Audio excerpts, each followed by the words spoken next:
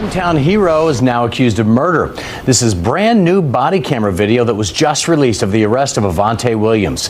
He's accused of shooting and killing a man in a bar in DeLand. My whole family has been receiving death threats, a lot of them, and I just would like for you guys to protect them. A hometown hero turned cold-blooded killer. A promising athlete who once had the entire football world at his feet is now sitting in a jail cell facing a murder charge that could keep him locked away for the rest of his natural life. This is the devastating story of Avante Williams, a former top-ranked college football safety who allegedly gunned down 32-year-old rapper Keyshawn Harris inside a crowded DeLand, Florida bar on May 3, 2025, in what authorities are calling a jealousy-fueled rampage over a woman. But what you're about to discover goes far deeper than just another crime of passion. This is a terrible mix of broken dreams, simmering rage, and one fateful night when everything spiraled horrifically out of control. The shooting happened at McCabe's Bar, a local establishment in the heart of DeLand, where approximately 40 people were inside when gunfire erupted just after 1:30 in the morning. The woman at the center of this deadly love triangle, 26-year-old DeCassia Bing, had been in a 6-year relationship with Harris, living together at 921 Longview Avenue in DeLand.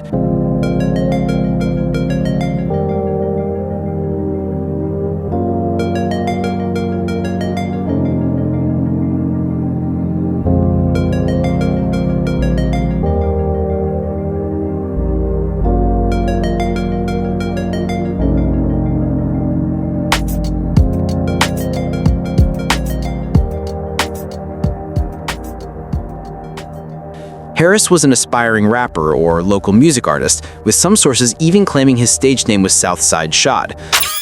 Say I'm down for my niggas and play, we gon' up the score. This best to hear my girlfriend. Just believe I let her blow. Running up a check, got niggas pissed, wanna know how I'm on 200 on the dash, cause I'll get damn right, we gon'. But his relationship with Bing was anything but peaceful. Police records would later reveal a pattern of ongoing arguments rooted in jealousy, with Harris constantly worried about Bing's interactions with other men. These weren't baseless fears or paranoid delusions, they were premonitions of something catastrophic brewing beneath the surface. The night of May 2nd, 2025, Bing attended what should have been a joyous family celebration at the Chisholm Community Center on South Clare Avenue. She was there to honor her cousin's graduation from nursing school, arriving around 9 in the evening for what was supposed to be an evening of celebration, family bonding, and happy memories. But around 11:30 that night, everything changed. A group of 4 men walked into the community center, and among them was Avante Williams, the 24-year-old former college football star who had once been ranked as the #1 safety and 45th overall prospect in the entire nation. #1 in the nation. That's all that matters to y'all. That's all y'all need to know. Live. You far all the way live, man. Hey, we here. #1 safety in the country. But Williams wasn't alone. With him was a man named Damian Ramsey, someone who had a history with Bing, a romantic interest that had previously caused friction in heated arguments between Ramsey and Harris. When Bing saw this group enter the community center, she immediately became nervous, sensing that trouble was about to unfold. Her instincts proved tragically correct. One of the men from the group approached Bing with a request that would set off a chain reaction of violence. He asked for her phone number on behalf of Ramsey. She declined. Then Ramsey himself approached, asking to input his own number into her phone. Again, she refused. But by this point, word had already spread. Social media posts from the party had alerted Harris, who was monitoring the situation from afar, his jealousy and anger building with every passing moment. He texted Bing that he was on his way, and within minutes, he arrived at the community center parking lot. What happened next in that parking lot remains somewhat unclear, shrouded in conflicting accounts and emotional testimonies. Harris and Bing got into a heated argument outside the community center, their voices rising in the night air as accusations flew back and forth. Eventually, they separated, departing in different vehicles, each going their own way. But the night was far from over. Harris, still seething with anger and suspicion, made a decision that would cost him his life. Instead of going home to cool off, to let the situation defuse naturally, he headed straight to McCabe's Bar, the very place where Williams and his group had reportedly planned to go next. Now, here's what makes this case so complex, so layered with different perspectives and competing narratives. Avante Williams wasn't some unknown thug or street criminal. This was a man who had been offered a football scholarship to the University of Florida when he was still in 8th grade, a phenomenal talent who had been courted by the biggest college programs in the country. He chose the University of Miami Hurricanes, where he played from 2020 to 2022, appearing in 17 games and recording 26 tackles, with 22 of them solo. He had recorded 1 interception and 1 pass deflection during his Miami career, showing flashes of the brilliance that had made him such a highly touted recruit. But Williams' time at Miami was marred by controversy and legal trouble that foreshadowed the violence to come. In 2021, he was arrested for aggravated battery on a pregnant person, allegedly his then-girlfriend, who was 21 weeks pregnant at the time. Javonte Williams is under arrest after allegedly hitting his pregnant ex-girlfriend. According to police, Williams asked the victim to leave his residence by the time he returned from practice. When he returned, she was still there, and that's when the altercation between Williams and the victim started as verbal and then got physical. Williams is being charged with battery of a pregnant woman. Bond has been set at $10,000. The team has reportedly suspended him. The charges were eventually dropped after the accuser recanted her statement, but the damage to Williams' reputation had been done. He was temporarily dismissed from the team before being reinstated following a 6-game suspension, but the incident raised serious questions about his character, his temperament, and his ability to control his emotions under pressure. After his tumultuous time at Miami, Williams transferred to the University of Maryland Terrapins for the 2023 season, hoping for a fresh start, a chance to rebuild his image and prove he could still compete at the highest level. He played in 4 games, recording 4 tackles, but his college career ended without the professional opportunity he had once dreamed about. His career totals across both schools were modest: 30 tackles, with 24 of them solo, 1 interception, no forced fumbles, and no passes defended. For someone who had been ranked as the top safety in the nation coming out of high school, these numbers represented a career of unfulfilled potential and broken promises. With no professional football career on the horizon, Williams returned to his hometown of DeLand, Florida, a small city in Volusia County where he had been a local legend during his high school days. But coming home without the success and glory he had envisioned must have been a bitter pill to swallow. The expectations, the pressure, the weight of being called a hometown hero, while knowing deep down that he had fallen short of his potential, it all created a pressure cooker of emotions waiting to explode. And it exploded on the night of May 3rd when Harris walked into McCabe's bar and came face to face with Williams and his group. The scene inside McCabe's bar that night was described by investigators as nothing short of chaotic, a powder keg of testosterone, alcohol, and unresolved grudges that was destined to ignite. All right, good morning. Thank you for joining us. I'm Captain Dice. I'm the commander of the Bureau of Investigative Services and Internal Affairs here at the DeLand Police Department.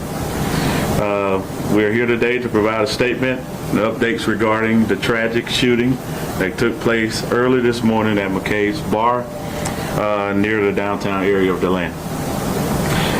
At approximately 1:30 to 2 a.m. in between that time frame, a shooting occurred at McCabe's bar located at 225 North Amelia Avenue here in DeLand. DeLand police officers, along with deputies from the Volusia County Sheriff's Office, responded within minutes after receiving the call. Witnesses reported that a physical altercation broke out in the establishment among several men inside the bar. According to police affidavits and witness statements, Harris arrived at the bar and almost immediately confronted Williams and his group. What started as a verbal dispute, with heated words flying back and forth across the crowded bar, quickly escalated into a physical altercation that would turn deadly in a matter of seconds. Witnesses inside the bar that night described a scene of pure mayhem. One moment, patrons were enjoying their drinks, having conversations, listening to music, living their lives without a care in the world. The next moment, fists were flying, bodies were crashing into tables and chairs, and then came the sound that nobody ever wants to hear in a crowded public space, the deafening crack of gunfire echoing through the establishment. During the altercation, one of the individuals pulled a firearm and began shooting.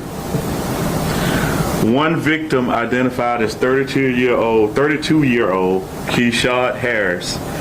He's a resident of DeLand. He sustained multiple gunshot wounds to the chest. According to the police investigation and surveillance footage, Williams pulled out a firearm during the fight and opened fire on Harris, squeezing the trigger multiple times in rapid succession. 7 shots rang out in total, with 6 of those bullets finding their mark in Harris's chest, tearing through flesh, bone, and vital organs with devastating efficiency. Panicked patrons scrambled for exits, diving under tables, screaming in terror, calling 911, desperately trying to help the victims while also fearing for their own lives. And in the midst of all this pandemonium, Avante Williams made a decision that would significantly impact his legal case. He fled the scene. The suspect in this particular case fled the scene, possibly in a vehicle. Police officers and deputies from the Volusia County Sheriff's Office arrived within minutes of receiving the 911 call, but by that point, Williams was already gone, vanished into the night, becoming a fugitive from justice. Harris was rushed to Advent Health DeLand, where trauma surgeons worked frantically to save his life, performing emergency surgery, administering blood transfusions, doing everything within their power to reverse the catastrophic damage caused by 6 bullets to the chest. But their heroic efforts were in vain. Harris was pronounced dead, his life cut tragically short at just 32 years old, leaving behind Decasia Bing, his girlfriend of 6 years, and a family now forced to plan a funeral instead of a future. He was transported to a local hospital where he later succumbed to his injuries.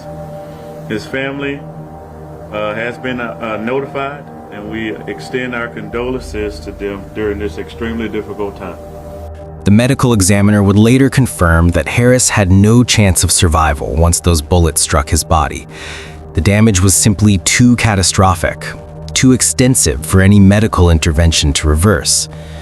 But Harris wasn't the only victim of Williams' gunfire that night.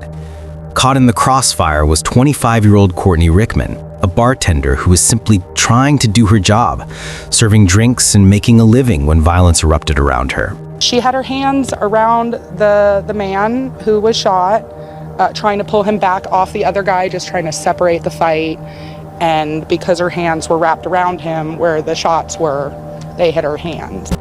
One of Williams' bullets struck both of Rickman's hands, causing extensive nerve damage, ligament damage, tissue damage, and shattering 3 metacarpal bones in her fingers.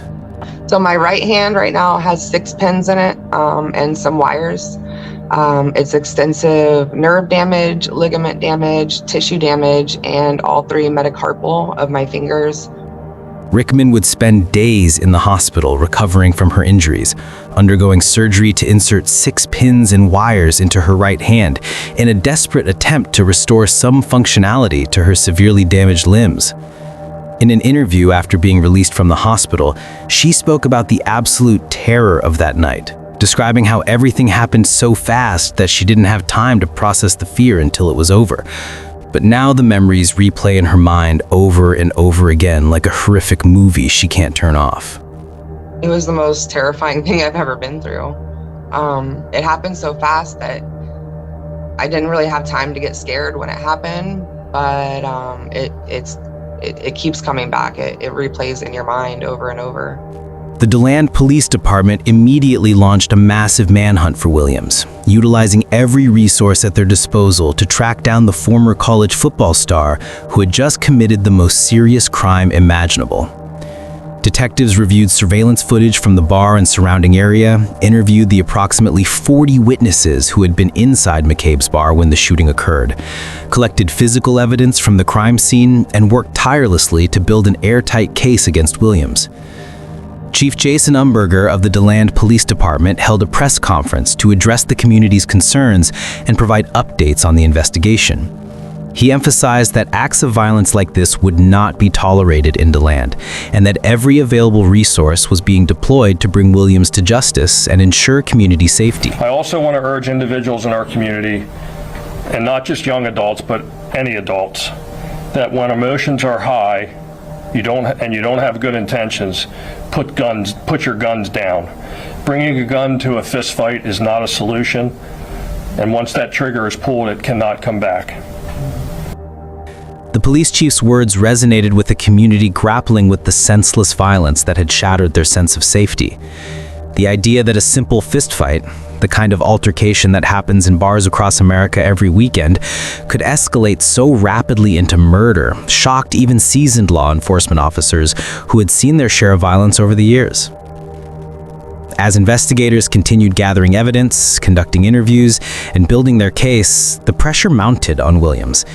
He had gone from being a celebrated hometown hero, a young man whose face had once graced local newspapers for all the right reasons, to becoming the most wanted man in Volusia County, the fugitive accused of one of the most brutal crimes the small city of DeLand had ever witnessed. But on May 5th, 2025, just 2 days after the shooting, Williams' time as a fugitive came to an end. In a decision that would be scrutinized by legal experts and the public alike, Williams turned himself in to DeLand police, surrendering peacefully without incident in downtown DeLand. Williams was immediately transported to the Volusia County Branch Jail, where he was booked and processed on a charge of second-degree murder with a firearm, one of the most serious criminal charges in the state of Florida. The charge itself is significant because it doesn't require prosecutors to prove premeditation or planning. Instead, second-degree murder implies a depraved indifference to human life, a reckless disregard for the consequences of one's actions that results in death. In other words, prosecutors don't need to prove that Williams woke up that morning planning to kill Harris. They only need to prove that when the confrontation occurred, Williams made a conscious decision to pull out a gun and fire 7 times at another human being in a crowded public space, showing absolute disregard for Harris's life and the lives of everyone else in that bar. At his first court appearance, Williams made a statement that caught many people by surprise, revealing the very real and frightening consequences that extend beyond the immediate violence of that night. My whole family has been receiving death threats, a lot of them, and I just would like for you guys to protect them. The judge presiding over Williams' initial appearance ordered him held without bond, a decision that reflects the severity of the charges and the potential flight risk that Williams represents, given that he fled the scene immediately after the shooting. As of October 2025, Williams remains incarcerated at Volusia County Branch Jail, awaiting trial, with no trial date yet announced. The legal proceedings in this case are expected to be lengthy and complex, with both the prosecution and defense preparing their arguments for what could potentially be a trial that captivates the entire state of Florida. Prosecutors will argue that Williams brought a gun to what should have been a fistfight, that he fired 7 times with complete disregard for human life, and that his decision to flee the scene demonstrates consciousness of guilt, an awareness that what he had done was criminal and indefensible.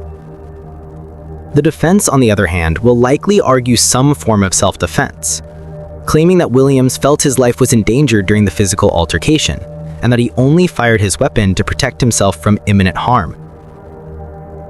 They may point to Williams' prior history of legal troubles and suggest that he felt genuinely threatened by Harris, that the shooting was a split-second decision made in the heat of the moment rather than a calculated act of murder. But here's where the defense faces an uphill battle. The fact that Williams fired 7 shots, not just 1 or 2, suggests a level of aggression that goes beyond simple self-defense. The fact that he fled the scene rather than staying to claim self-defense to responding officers creates serious problems for any self-defense narrative. And the testimony of the approximately 40 witnesses inside McCabe's bar that night, many of whom saw the entire confrontation unfold, will be crucial in determining whether Williams' actions were justified or criminal. Bing has maintained a low profile since the shooting, with minimal social media activity and no public statements beyond her police interviews. Her Facebook profile under the name Cassia Bing shows limited recent activity, suggesting she has chosen to grieve privately and avoid the public spotlight that this tragedy has thrust upon her. She now must live with the knowledge that her boyfriend was killed in a confrontation that was at least partially about her, a burden that no person should have to carry. Do you think this murder could have been avoided if both men had just gone at it with their fists? Or if Williams just wanted to have the upper hand on Harris? Let me know what you think in the comments. Click on one of the cards on your screen to see more videos like this.